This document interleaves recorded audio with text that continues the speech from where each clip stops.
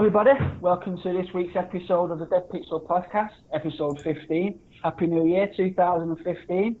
Tonight I'm joined by two of my confidants. Mr. White, how are you doing this year? I'm very good. Happy New Year, everyone. And it's nice to be back in 2015, back in the show. And tonight we're joined by Mr. Green. How are you doing, Mr. Green? Yeah, I'm great, thanks, Mr. Brown. Happy New Year to you too. Thank you very much. Right, tonight's topic is nuclear power. Now, for some people, that might be a little bit out there, but from my reading over Christmas and New Year, I would suggest that this will be the ultimate topic of conversation within the next 5 years. Now, throughout the podcast, I hope to, explain that a little further. But for now, that is the topic, guys. So, Mr. Green, if I say to you nuclear power, what's your initial feelings on that? Is that something you've thought about sort of as an energy provider for the UK? Yeah, I think so. It's definitely, well, one of the UK's probably one of their better options. Obviously, I think everyone can obviously agree that we have to try and reduce obviously our fossil fuel use, and you're looking at two viable options, whether you go all out for like your renewable energies or you go down the nuclear route where and it's deciding from those sort of two which is the more viable way to go. In a way. Okay, and is it something that, like you said there, is it's a viable option for you? Is that something that you've looked into or read a little bit about and you've considered it to be a viable option? Because it is obviously a controversial subject. There's no two ways about totally. it. Yeah, I think it's one of those where obviously, everyone learns at school, the pros and cons of all the different types of energy and that sort of thing. And, it's almost, it's trying to figure out, in a sense, what really, like weighing up the pros and cons, especially with nuclear energy, where the cons are quite big cons for a lot of people, especially because of like a lot of the negative publicity which comes along with nuclear energy.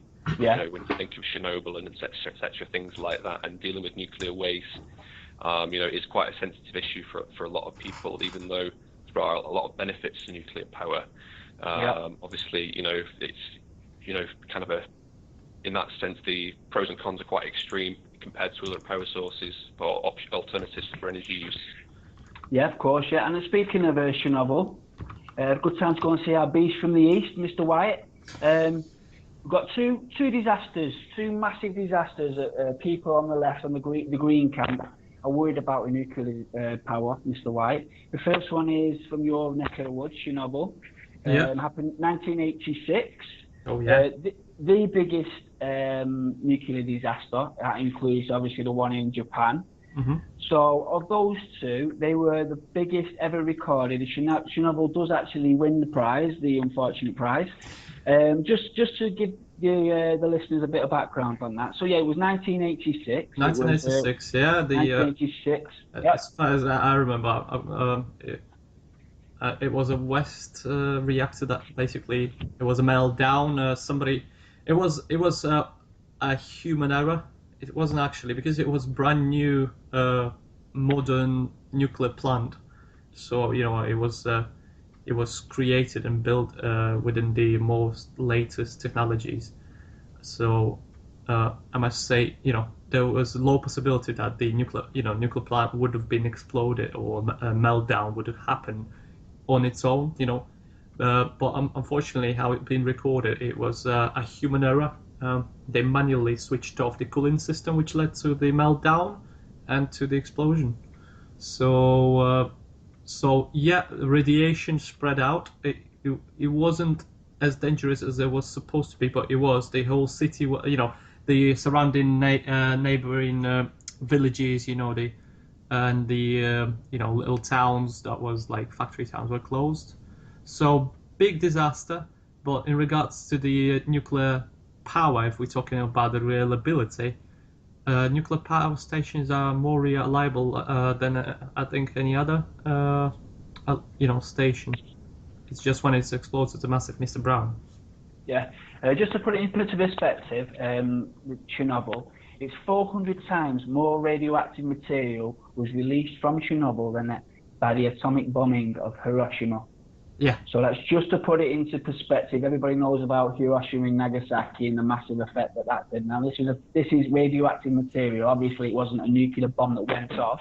Indeed. But 400 times is it's big enough, isn't it? It's huge, I think, and especially for people. If the people doesn't know the happening, there's a lot of people, volunteers that went to the Chernobyl to seal the reactor, by putting cement on top of it. And those heroes, that's what we call them, working in them. And lots of people, volunteers, died within a few months because of the exposure to radiation. Obviously, radiation, even though we know a lot of it, and at that time we knew about. We haven't prepared for such disaster. We didn't have the proper costumes that could protect with the radiation, because it's a low amount of costumes that can penetrate it. For example, just a little fact: if you're in a tank, you will get a minimum dose of radiation. Apparently, yeah. So that's why Americans weren't really keen to bombing Soviet Union after the World War II, because our tank would reach Europe within a week, with the end of the Europe, and they wouldn't bother about the atomic bombs. Much. Okay. Yeah. And just again to put it into perspective, there was a 19-mile perimeter around the Chernobyl plant. Yeah. In all directions, a full perimeter called the zone of alienation. And also today, it says here that today workers that work in there now are only allowed to work for 5 hours a day for 1 month before taking 15 days of rest. So, this is all these many years later. Now, it's brilliant, actually. I might put something on the website, Mr. Whitestein's as well. Somebody's gone in recently with a drone, and it shows Chernobyl, present day, sort of like a ghost town. Ghost town, yeah. Quite interesting, though. It's overrun by plants and vegetation, isn't it? I mean, I think the common perception would be a nuclear zone would be just decimated and just like, hardly anything growing. But it's actually, it does have wildlife, and it does have lots of growth, a lot of plantation, a lot of plants and greenery and that, which is quite surprising. I think most people would assume it's sort of this dead zone, because, this idea of a nuclear, based on obviously Hiroshima and Nagasaki, these sort of areas, you get decimated. So it's important for people to realise it doesn't mean that it's a dead zone in the sense that nothing grows forever and ever or whatever 5,000 years. Yeah. And there's a little controversy. So people do go back, don't they, and say that it's not as bad as it was, and it was an overreaction at the time and whatever, based on the information that we had about nuclear power. But we'll get into that a bit later on. The second one, obviously, is Fukushima. Now, I think everybody should know about Fukushima because it was only 2011. Again, this one's a bit of a funny one. This wasn't human error. This wasn't anything like that. What this was a combination of earthquake, a massive earthquake, and which resulted in a tsunami. Mm-hmm. So this was a nuclear power station that took one hell of a beating. And yes, it was a disaster. Anything like that would be classed as a disaster, and it is the second most powerful, or the biggest nuclear disaster in the history of nuclear power. Do you remember that one, Mr. Green? Looking back, 2011. Did it make you think, nuclear power? There's a bit of a Chernobyl thing going on. Was you more worried? Are you more surprised of how, 2014, it's not really talked about, people seem to survive. And just to put it in perspective as well about Japan is a very, very populated area, a very small area, very mountainous area. And I've actually been there. The roads are very, very narrow. Everybody's on top of each other. So for something like that to hit Japan, there's not many places people can hide. Yeah, it's not like Ukraine and parts of Russia where you can literally just go on for miles and stay away. We're talking about a very, very small populated area. So very dense populated, yeah. Yeah. So Mr. Green, was you quite surprised? Are you quite surprised from what your initial feelings were then to where we are now in 2014 with this one? Well, it is quite interesting. I mean, obviously, everyone kind of, when they saw Chernobyl, they thought, no, it's not going to happen. That's like a one-off event, which isn't going to happen. It's only going to happen like once every several hundred years or something like that. But it's happened, well, it's 25 years after the Chernobyl disaster. I think it was quite a shock, and then it did trigger. I think it was Germany who pretty much months after that disaster, they decided we're going to shut down all our nuclear reactors, and I think Japan were. Yeah, there was a panic, but they said they will, Mr. Green, didn't they? Yeah, I mean they plan to replace it, but the plans are like till 2050 or something, because it's not possible to just take that huge amount of power, especially industrialized countries like Germany. They cannot just switch off from nuclear plants. Mr. Green. They can't, but they have actually passed legislation to say it's part of their law now to shut down nuclear power based on the Fukushima disaster. So it is happening, unless there's a change in the law over there. Okay. So with the left, it's a funny one, nuclear power, because within the left, it's almost like you would wish that everybody had a very clear understanding of where they wanted to go. But it seems to me that for the research I've done, is some distinctive camps that are within the left, within the green left, that are actually becoming almost, I wouldn't say enemies, that's too strong a word, but there's certainly some serious debates going on. And in fact, I would say enemies when it comes to, there's a character there, I don't know if you guys are aware of him, he's called George Monbiot. Now, George Monbiot is probably the most prominent English green journalist, and has been for many, many years. He's a very, very respected character. And the craziest thing is he was anti-nuclear until, and this is going to sound crazy, until Fukushima. Now, the reason that he changed his mind was because he said the fact that this nuclear power plant withstood, in reality, I mean, obviously there was a leak and, 300,000 people were evacuated. I'm sure there's going to be people that die as an effect. But he said, in the grand scheme of things, to survive a 9.0 earthquake, and also a tsunami, made him think. And now this is what you've got to be clear over with George Monbiot. In an ideal world, he wouldn't want nuclear power. But what he's saying is climate change is going to become such a prevalent and important aspect of our everyday lives. And if we don't change on a mass global scale in a very, very short period of time, then we're not going to have any decisions to make in the future, because basically the planet will be effectively dead. So what he's saying is nuclear power is the best solution because it's the least carbon. It gives off the least carbon emissions of the power that we have now, Mr. Green.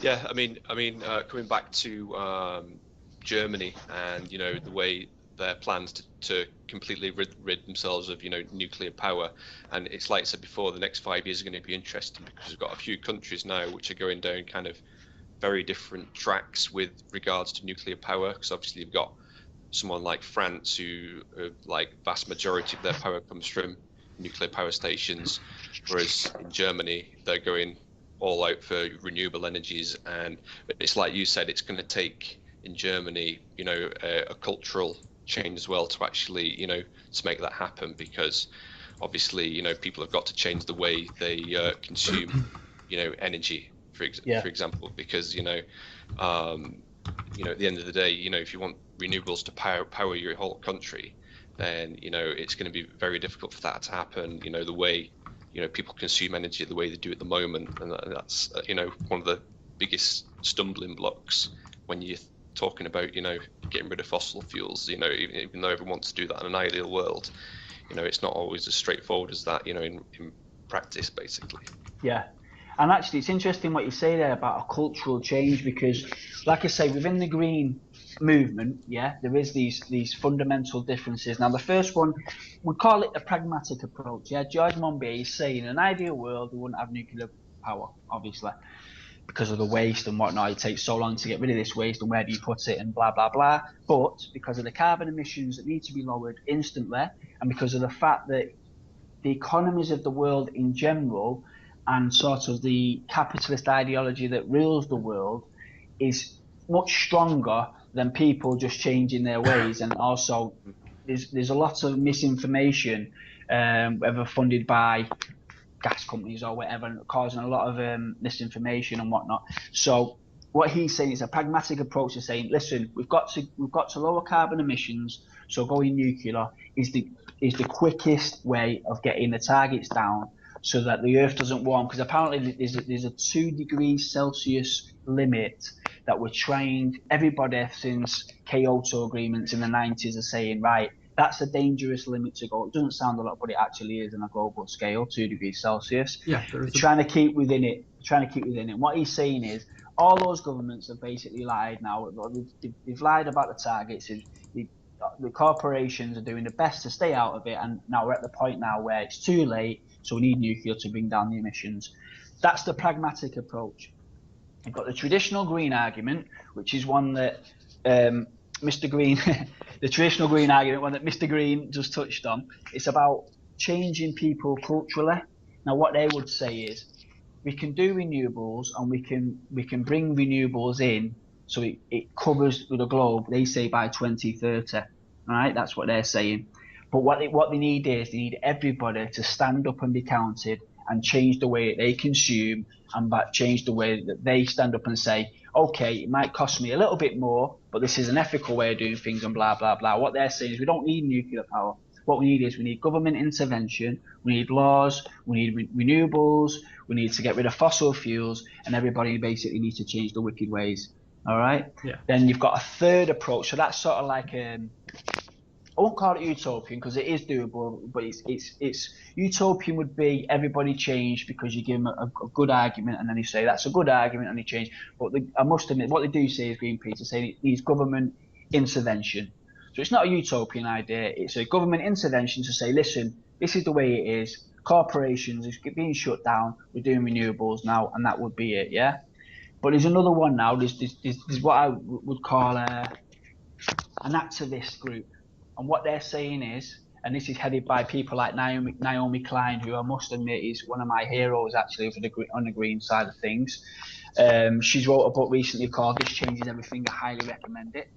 But what she says is, no, we can't have nuclear because at the end of the day, that waste, where the hell do you put it, right? And all we're doing, we're causing a massive problem for our grandchildren's grandchildren, okay? We're just moving the parameters of where the danger is, yeah? We're saying, let's put it onto our future generations, okay? What she's saying is, and I think this is really, really interesting, she's saying,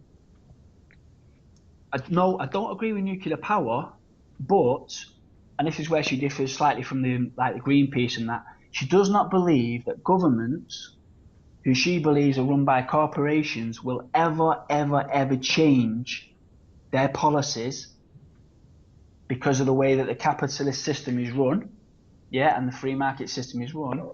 And what she's saying is, I don't agree with nuclear, but what I do agree with is a social revolution that allows us to usurp the government,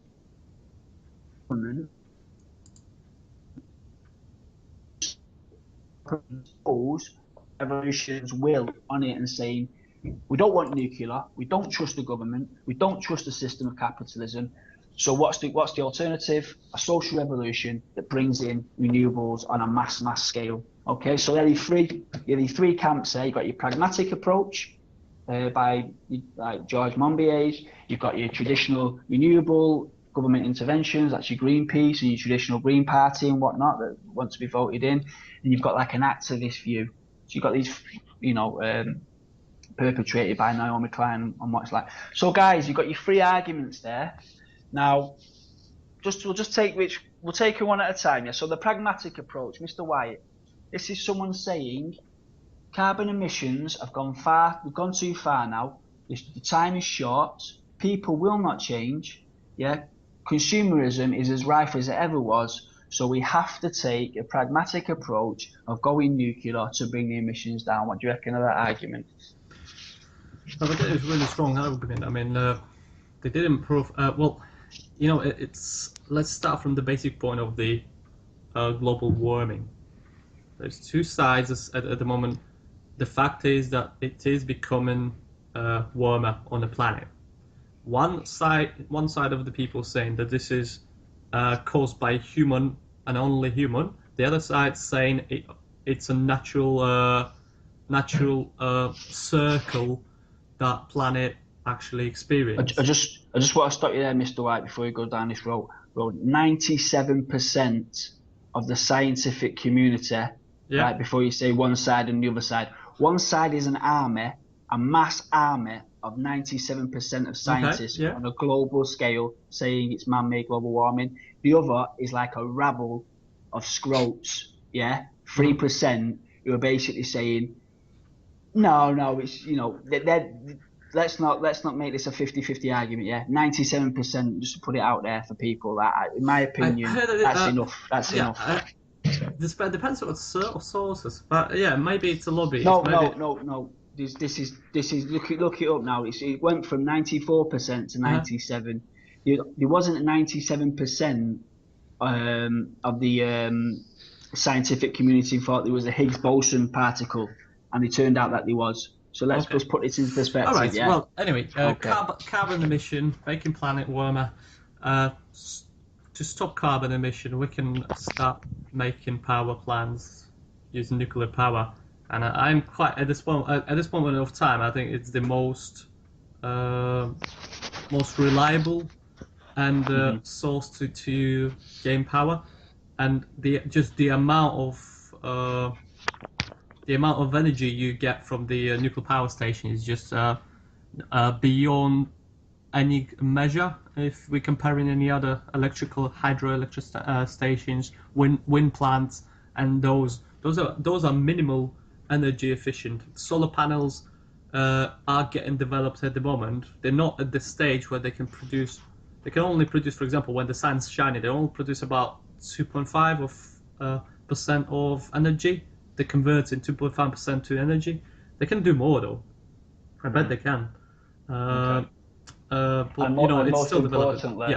The carbon emissions are virtually none, aren't they? For nuclear.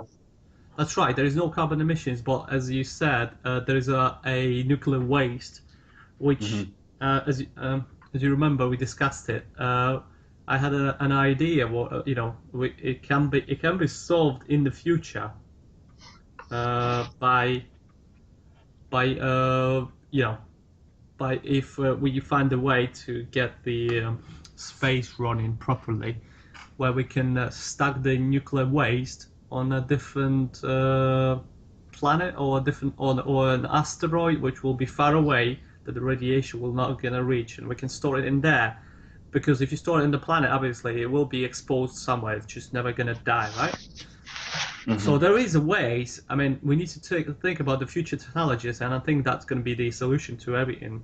The alternative sources of energy, it's hydrogen, which is only at the basics of the developing. Mr. Green, Mr. Brown, do you ever heard of it? Hydrogen? Hydrogen, yeah. Yeah, of course, yeah. The hydrogen bomb was before the atom bomb, wasn't it? It was after, no.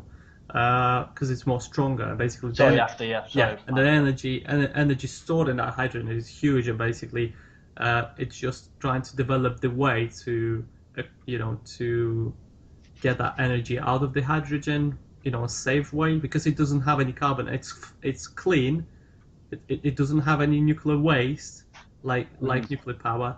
Like radiation left behind, and it actually much stronger than the nuclear power, but it's only talks, unfortunately, at this stage. And obviously, I think it does need to be changed.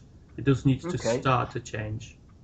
Okay, so what you're saying is we need to rely on future technologies that could hopefully fire the waste off into space. That's basically the hope for the future generation. I mean, listen, it doesn't actually sound that far-fetched. I mean, but I would say that if it ever went wrong and it blew up mid-air, that would be cataclysmic. That's the first thing. Yeah. And also as well. Well, we're talking about nuclear reaction nuclear that waste. can, nuclear reaction that makes an explosion out of space in a vacuum. It doesn't gonna work much, mate. That's the thing. Yeah. Well, but also as well, what you're relying on there is what you've already admitted. This is technology that was not really been developed right now. It's not right now. Yeah, it's not cost effective at the moment to take such amount of weight into space, but it is possible in the future. I can see, but at the moment, I think we can store the nuclear waste at one spot, and then once we develop the technology, we can get transport different direction. But the nuclear power is essential for us at this moment, Mr. Green. Yeah, I think one of the misconceptions about nuclear waste is it doesn't actually take up, as much space as people think. I think I read something where if you put all the waste of all the American nuclear power stations in one place, I think they said it would take up about the size of a football field or something like that. It's not like something that would span for miles and miles or something like that. I mean, it's something that needs to be dealt with, but as long as it's something that can be stored, safely, it's not, I think everyone kind of gets a little bit, edgy about the fact that, it's got quite long to get rid of the radioactivity, etc. Yeah, go ahead, Mr. Brown. I take your point. It's not like a massive amount of waste that needs to be stored. But if we do go nuclear, it's going to create more and more. But also, what's interesting, I think, is there's only one country in the world at present, and you think how long nuclear power has been going, that has actually created a long-term storage site. One country, and it's a minor country in the grand scheme of nuclear powers. It's Finland. Now, Finland what they've done. They've created it's funny actually. It's called Onkala, which means hiding place in Finnish. And again, to put it in perspective, hazardous nuclear waste, the stuff you do not want anywhere near you, not even a microgram of it, anywhere near you, takes 100,000 years to die out. So let's just keep this in perspective once again. Yeah, it might not be a lot of waste over a long period of time, as you say, but it's still a football field, and so it's very highly toxic. You do not want this. And every storage system in the world, apart from Finland, is a temporary storage system that corrodes and cracks and gets moved. It's already said, they know it happened, and they move it to something else, and they move it around and that. Yeah, but Finland have tried. Now, if that waste lasts 100,000 years, then a storage system will have to be built that lasts longer than any man-made anything man-made that's ever been built before. Yeah, nothing has lasted that, not even a tenth of that amount. So there's a very philosophical edge to this, where they actually brought people in and whatnot to say, how can we be sure that this site that we are creating will still be there? What can we do? What signs can we put on it that will last 100,000 years? Basically, we want people to never, ever, ever open this site once it is sealed. And 100,000 years, do you think how much change has been in the world in the last 50 years? Yeah? We're talking 100,000 years. Anybody could stumble on this. This is the fear. It could be covered over after a world war and all that, blah, blah, blah, yeah. And eventually somebody finds it. You're trying to work out how the hell to make it sealed and to let people of the future know. So, because if they open it and start filling about in it, that's a serious problem. And if other countries take this on board, like what Finland have, you're talking about storage facilities that need to be sealed for 100,000 years and hope that nobody or the world, no world wars, no, all these things. It's quite interesting actually. You think about that, and there was a lot of debate. But anyway, they went ahead with it, and they did choose a site. It's been built in granite rock, and it's still being built, and and nuclear waste has started to be transported into it, and it will be sealed eventually. But that's what we're talking about. We're talking about the nastiest stuff you could ever imagine. Where the hell to put it long term? Have you any thoughts on that, Mr. Green? Yeah, I think it comes back to you know, what Mr. White was saying about how technologies will improve, and I think the new generation of power stations are finding ways to actually reuse some of like the waste products that come from, you know, the fission procedure, you know, in that's using the power station. So I think it is, you know, improving in the sense of, you know, you're having less waste. But obviously, there is obviously still the problem of, you know, what to do with whatever's left over, and, you know, hopefully, like you say, yeah, totally agree. You know, taking on board, you know, what the likes of, you know, Finland are doing, and yeah, I think it's one of these situations where, you know, with the current sources of power available to us at the moment, nuclear power is like essentially the least worst in a way, compared to, you know, some of because of the in the short to medium term, yeah. Because the immediate issue is obviously Global warming. and the, you know, release of, you know, carbon dioxide with your fossil fuels and stuff like that. So you can almost consider, you know, nuclear power as a stopgap until, you know, you make a breakthrough with, you know, other sources of power. You know, for example, if you did make a breakthrough with fusion, you know, or something like that, or, you know, made, you know, renewable energy, you know, cheaper or more efficient, and then, you know, that's, in that sense, I think you'd eventually, you know, move towards those power sources and, you know, phase out nuclears after that. Okay, yeah. I mean, again, it's a reliance, and it's not unrealistic. It's a reliance of future technologies based on what we've seen again in the past 50 years with you know, what was once science fiction is now normal stuff, isn't it? So it's not beyond the realms of imagination that could happen in the future. We could either use this or fire it off to space or whatever. Right, we'll move on to the next item, guys. But just quickly, just for a few more points of George Monbiot's, which I think are quite interesting. What he says as well, anybody that's trying to phase out nuclear power, they tend, even though like Germany want to be renewable, in the short term, by phasing out nuclear power, they go over to coal and gas, which is all they've got while the renewable stuff is being created. What he's saying is, you know, by getting rid of something that's carbon efficient and replacing it with coal and gas, all you're doing is boiling the world even more on your way to renewables. And what he's saying is the time scale is too small to be making that step. By phasing out nuclear in the short term, you have to increase coal and gas while the renewable industry takes hold. Yeah, that's quite interesting. What he's saying is the Earth can't afford that transition. That's why he's trying to be pragmatic.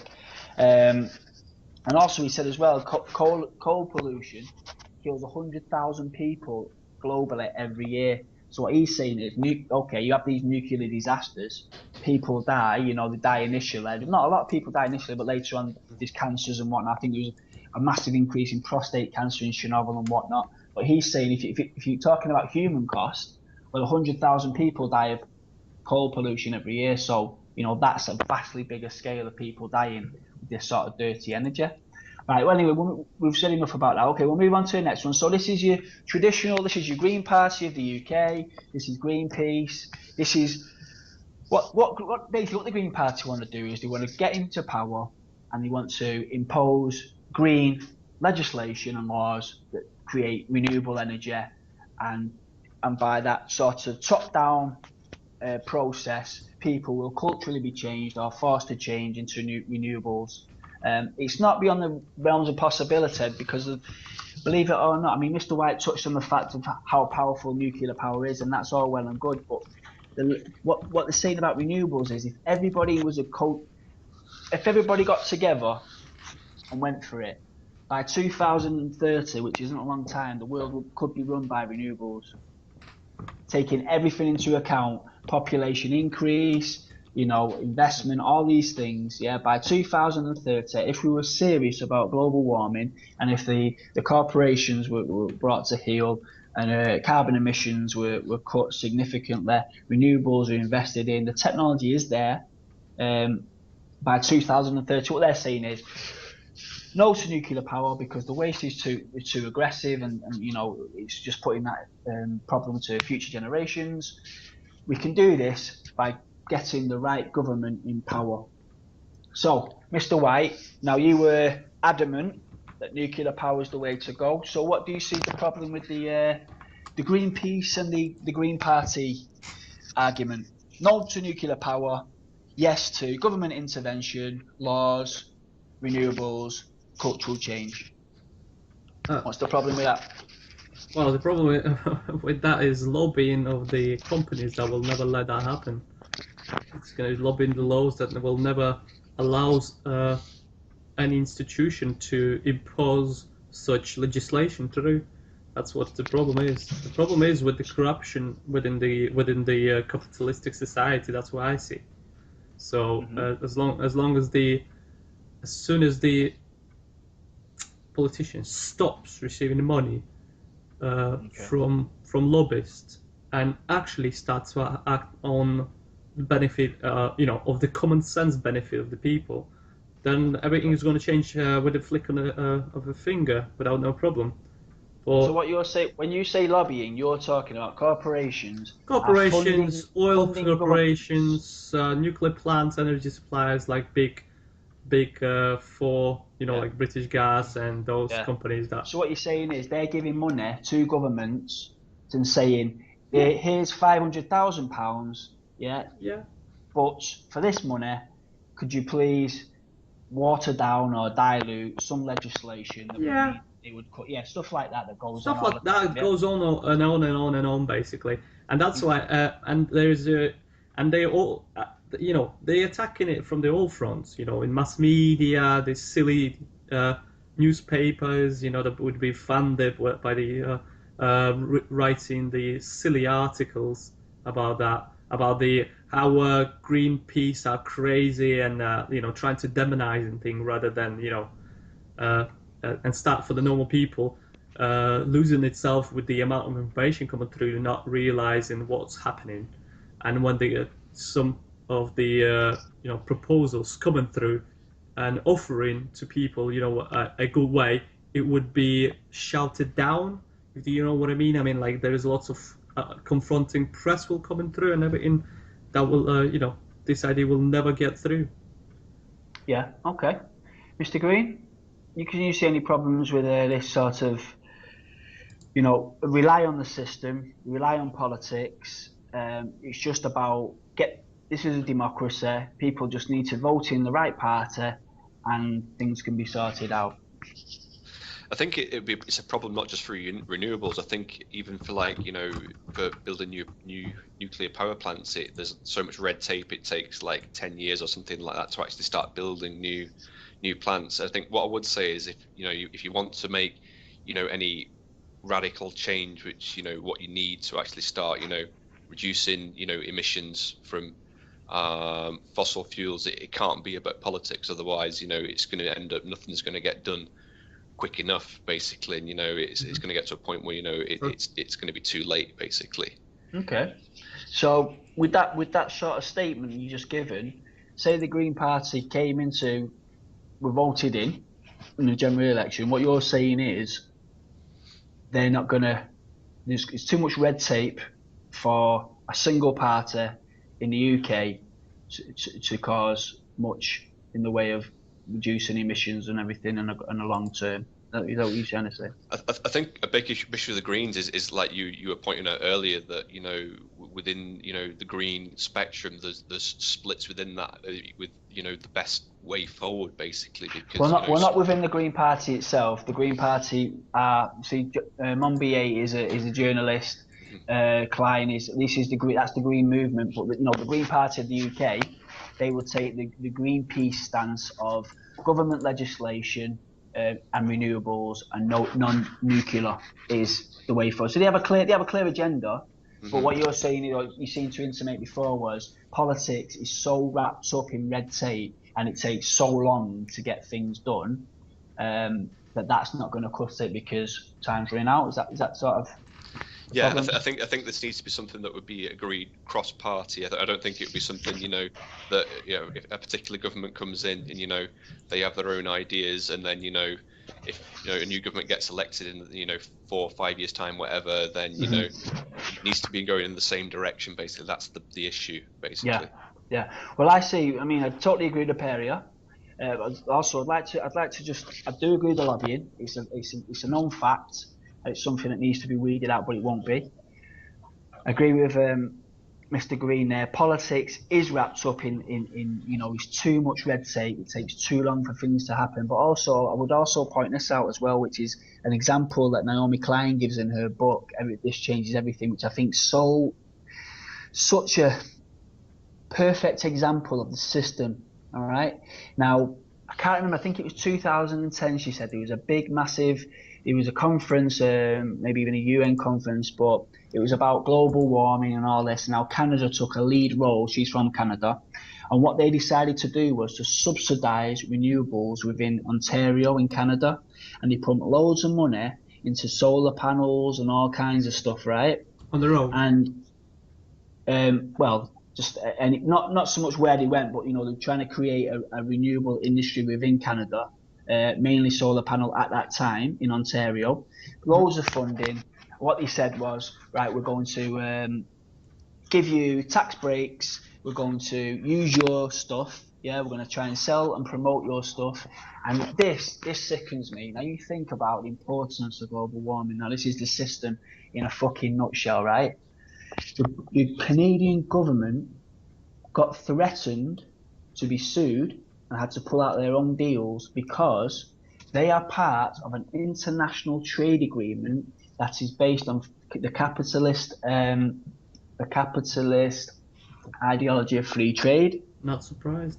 And what they said was, it is against international trade laws to only look after your local trade, when, for example, solar panels can be bought cheaper in China.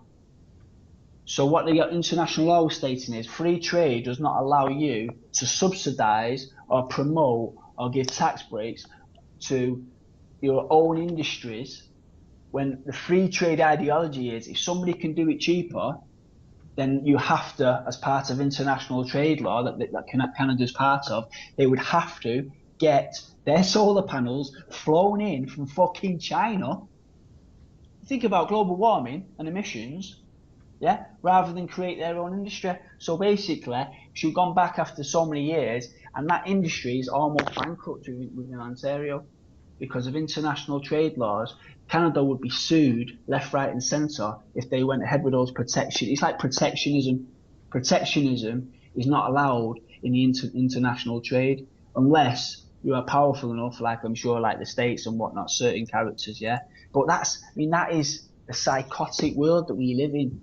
Even powerful countries like Canada, and they're a big country, very big country, cannot and did try to change and support and give funding to renewables, and yet they had to pull out because they were part of an international ideology called free trade that said you can get those solar panels cheaper in China, so you'd have to fly them in.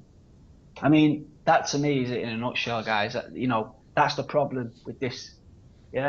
I can't say I'm for nuclear. I'm still quite undecided, and I read about this sort of daily, and I do change my mind.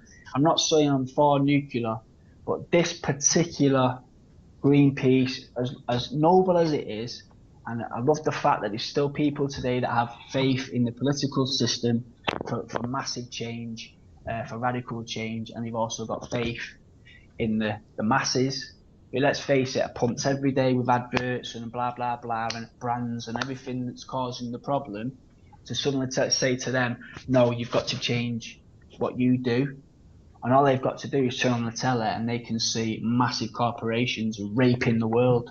So we'll be thinking, well, if I do my little bit, it's going to be insignificant unless you sort those cunts out. Do you know what I mean? So for me, this one is a non-starter. Unfortunately, for me, politics will not sort this out. I do agree with Mr. Green on this one. Politics will not sort this out. I agree with Mr. White. It'd be lobbying. It's international trade laws. It's all these things. So for me, the system has got this locked, and we have to think outside of the system for this one. Which brings us on to the last argument, guys, which is beautifully, like I say, the book is This Changes Everything. I do recommend it, by Naomi Klein. Beautifully written. Scary from page 1 to the last page. Really scary.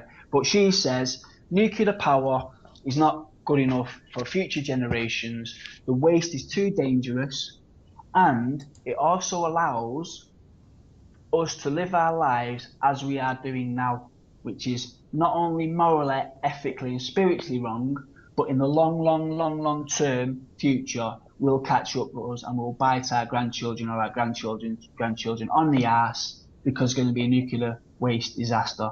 Okay, if the world becomes nuclear, it doesn't take much to think that it's basically a tinderbox for a meltdown. Yeah, nuclear is serious. Let's be honest. Yeah, as much as it's got its pros, it's also got massive cons. Yeah, Right, yeah. we've had a couple of disasters in 30 years. The more nuclear power you've got, the more waste you've got. Where do you put it? Blah blah blah. So what she says is, I'm sorry, politics ain't doing it. Nuclear power is too dangerous. Our grandchildren will not forgive us if we lump our burdens, our waste on them. Yeah, it has to be a social revolution where we stand up, we basically overthrow not so much the politics, because she's a Democrat. Democracy is a very powerful tool for any progressive system. However, it's the corporations. The corporations, yeah, and the powers that be right now. It has to be a social revolution. It's the only answer to non-nuclear and change within a small time scale. So that's what we're left with. That's the third argument, guys.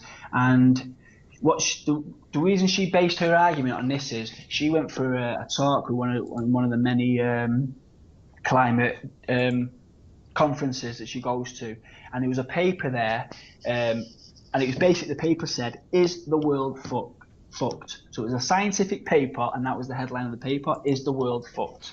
And the answer was pretty much yes, because at current rates, no matter what we do, the world's fucked. However, one thing that they couldn't add into their calculations was what the people would do for change. So because they cannot calculate what a social revolution would do, they can't put it into their calculations of where the world will be in 50 years' time.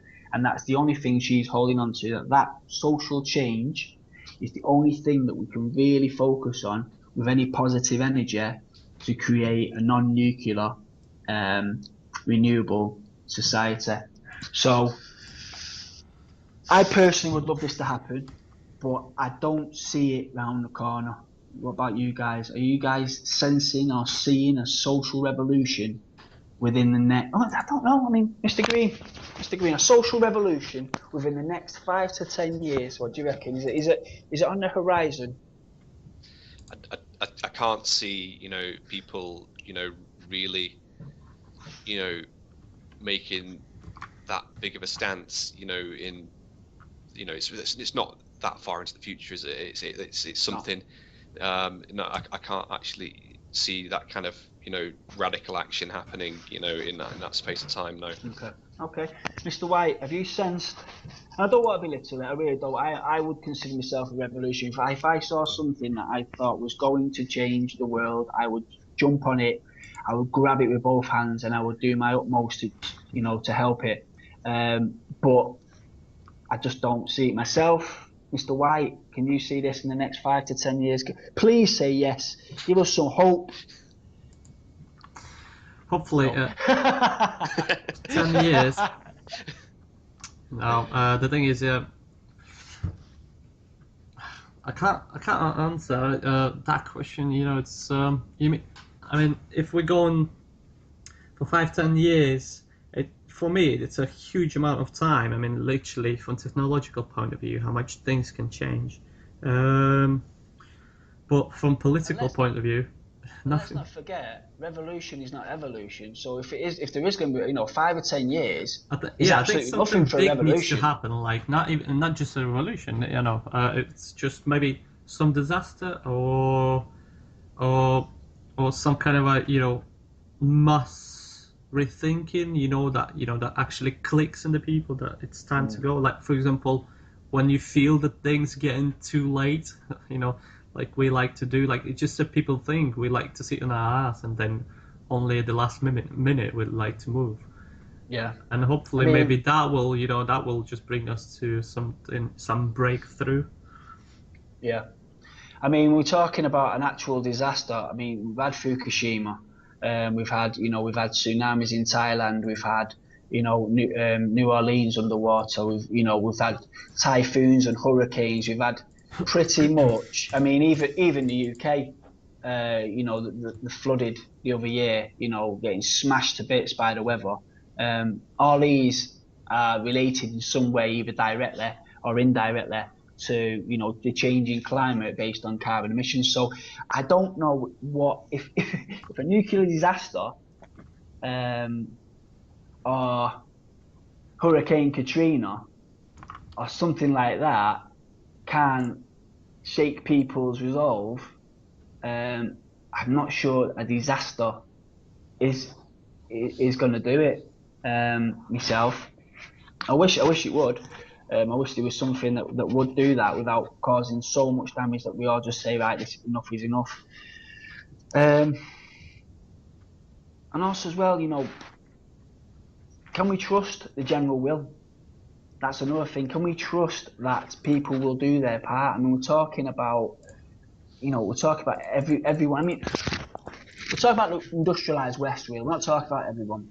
There's countries there whose carbon emissions are more than acceptable, not because they're any better than people in the West. It's just that their industries and capabilities to pollute are not at the levels required for danger. So we're not talking about everybody in the world here.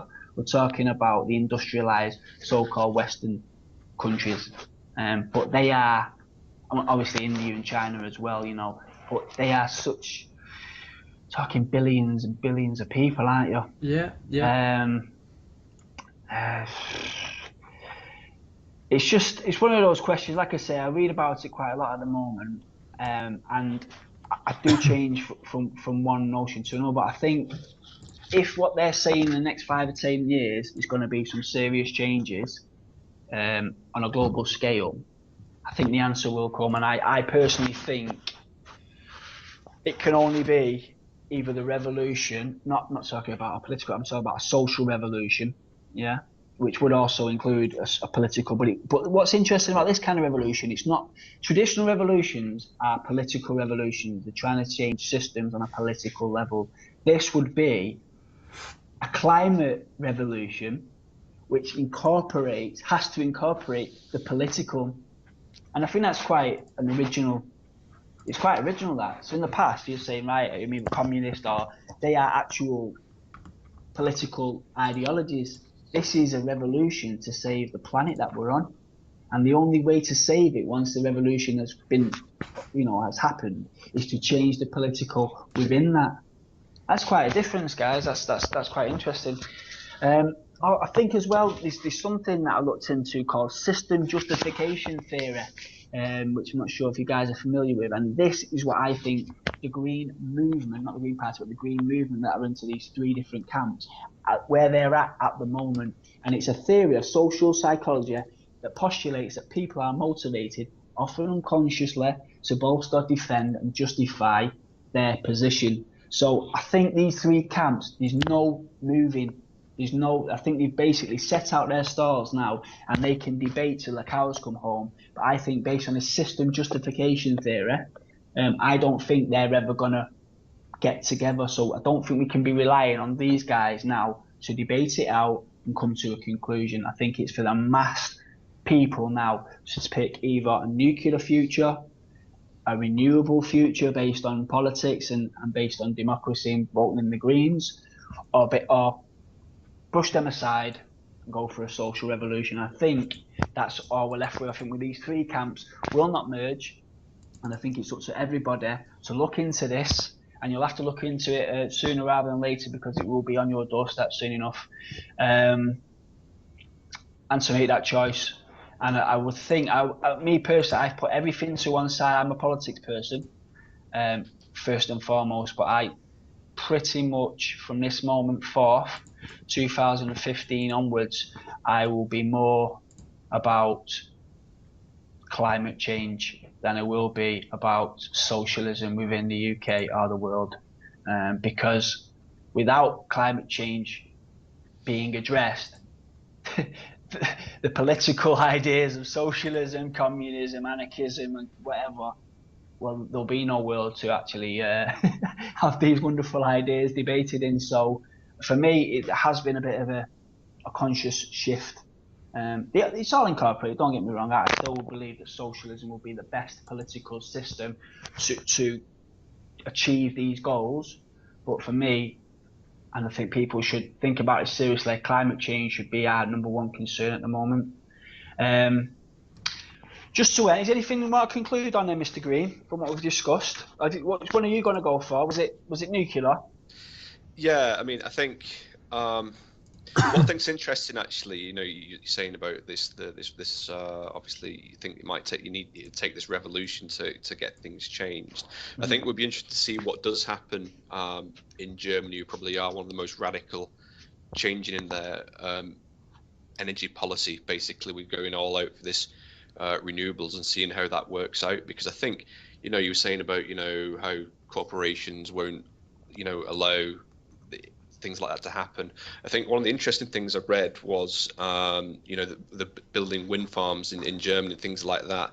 You know, farmers were actually getting some of the profits out of that in a way because of the wind generators being built on their land, and I can't remember all the details now, but I'm sure like the energy companies in Germany were obviously losing profits in that sense, so they were actually turning to different ways, you know, building, you know, biomass facilities and that sort of thing, you know, so that, you know, they were almost following suit in a way with the renewables and stuff like that, because almost they had no choice in a way, because, you know, the German government actually, you know, did quite well there. There's obviously going to be still the issue of, you know, the cultural side of things, you know, getting people to, you know, consume less energy. But in that sense, Germany's already, you know, the population there is already quite, you know, good in that sense, because obviously, I don't know if you guys have ever been to Germany before, but you know, they're already really good, you know, when it comes to, you know, recycling and that sort of thing, for example. So, you know, they're already well on the track, you know,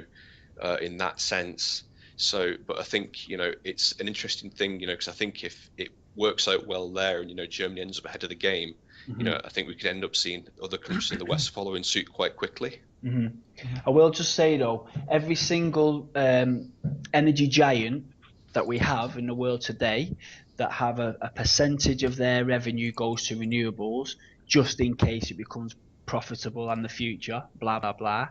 After the banking crisis a few years ago, every corporation bar none, where do you think they cut their funding to get their profits back up?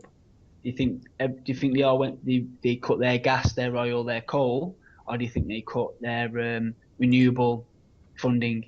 Every single one, bar none, of the major energy corporations after the financial banking crisis, cut their fundings to cut their cloth with the renewable aspects, and that is the problem we're dealing with here.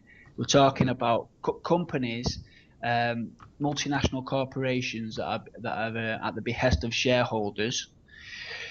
It's all very fragmented and it's very hard to pin down.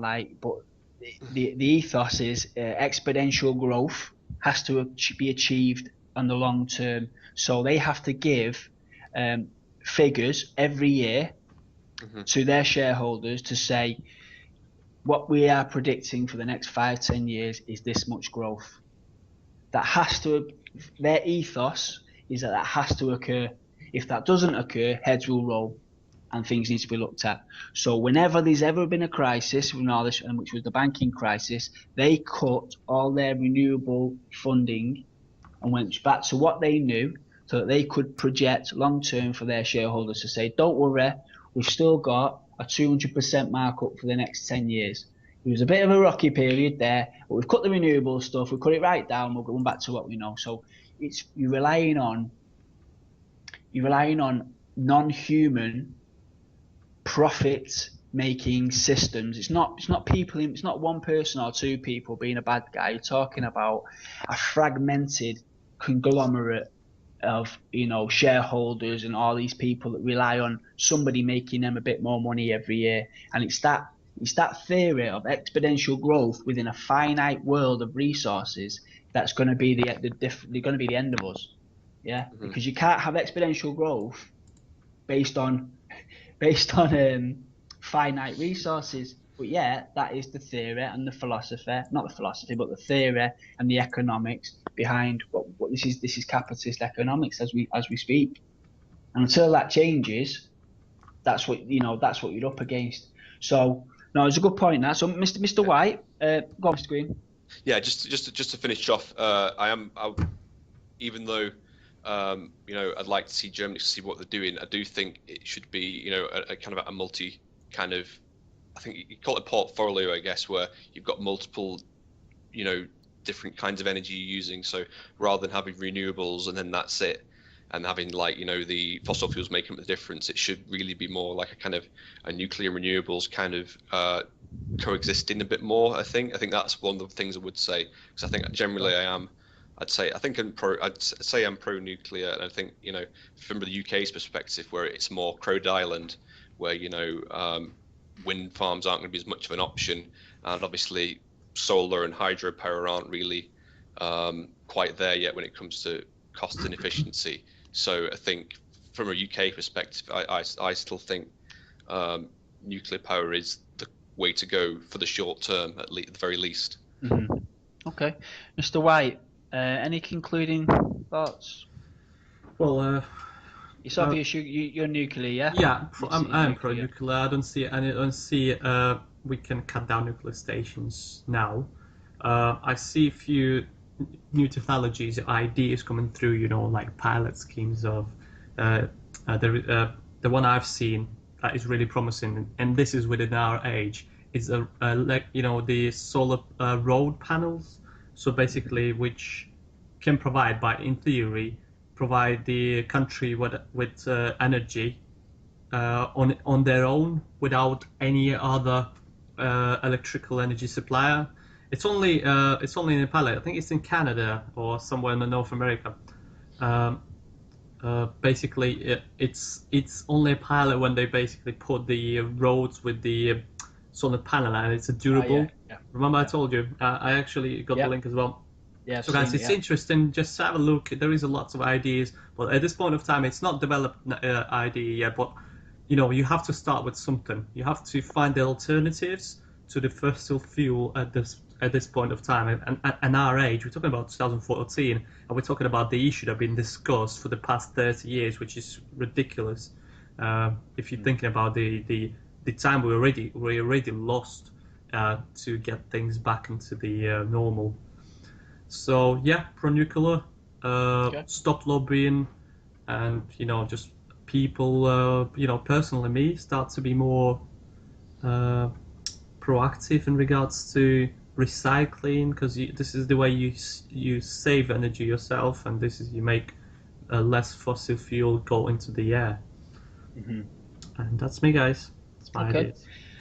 Again, another interesting thing with regards to the nuclear way of life and the Green Party, Greenpeace, renewable sort of argument. There was a debate, a very high-profile debate, at the Royal Society of Chemistry. On the left, you had George Monbiot, and somebody else, I can't remember his name. He was a scientist, sort of pro-nuclear. And on the right of the debate, there was we're not talking a political spectrum, just simply within the room. On the other side of the debate was Greenpeace spokesman, and they put across their arguments, and it was very, very interesting. Get it on YouTube. I can't remember. Just type in global warming debate, Royal Society of Chemistry, George Monbiot, Greenpeace, and you'll come up. It's about half an hour long, maybe a bit longer. And after both arguments were put to the floor, and this floor was all people, all kinds of different scientists and activists and blah blah blah. I think it was about, I don't know, it's nearly 70 or something like that, nearly 70. But the vote in favour, I don't know how many abstentions, but in favour was 63-9 pro-nuclear, based on the current arguments right now. So you guys are definitely within that majority. Okay. I personally would, the problem I've got with nuclear power is it allows people on an unconscious level to believe that they can carry on and increase the way that they live their lives right now, because nuclear energy will be considered, oh, it's okay, we've got nuclear now, there's no carbon emissions. And I think it would make people lazy, and in that sense, it cannot be nuclear alone. It has to be at the very most, a very short-term solution. And I don't think, this is another argument, I don't think we'd have enough nuclear power in Britain to make it a short-term solution. More nuclear power stations have to be created. And them in themselves, on the scale that it's talking about, gives off a hell of a lot of emissions just to get it on where it needs to be. However, Monbiot's calculations are that it can be done, and nuclear emissions can be under this 2 degrees Celsius if everybody does it on a global level. Personally, it's so difficult, because I would like to see the social revolution myself, but I don't know if we've got 10 years to wait. And it'd be one of those, if it's not done in 10 years, that we have to instantly go to nuclear. And I don't know if that's 10 years too late, 10 years lost. And it's where you want to put your faith. Do you know what I mean? I want to keep my ear to the ground. Like I say, this is going to become a passion of mine, this now. And I want to see what's going on in the world, and how close we are to something like a social revolution. So I'm undecided, guys. I hope the social revolution. I discount totally the political solution. I just think the system has politics tied up, hogtied. And then, yeah, I can understand the nuclear argument, but it's not one that I am fully prepared to endorse right now. So anyway, great show, guys.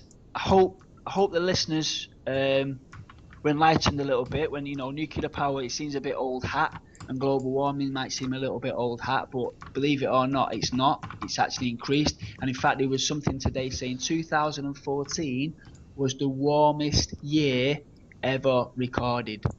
So we're not getting any better, we're actually getting worse. So until something big happens, I would clear your diary. I would clear your diaries for the next 5 or 10 years.